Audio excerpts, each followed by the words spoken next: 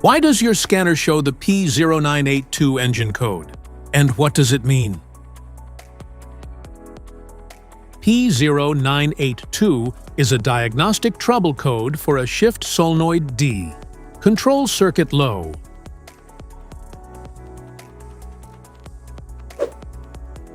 This error code indicates that the transmission control module, TCM, or engine control module, ECM, has detected abnormally low voltage or a short circuit in the electrical circuit for Shift Solenoid D.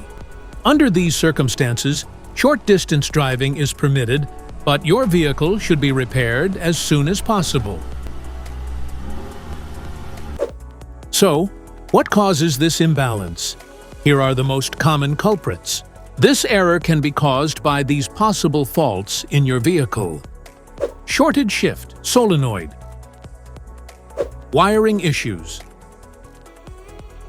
Poor electrical connections. Faulty ECM or TCM. Each DTC code corresponds to a specific issue in your vehicle. This error code occurs in any OBD2-equipped vehicle, especially in those manufactured since 1996, and it is commonly found in vehicles like Ford, Toyota, and Honda.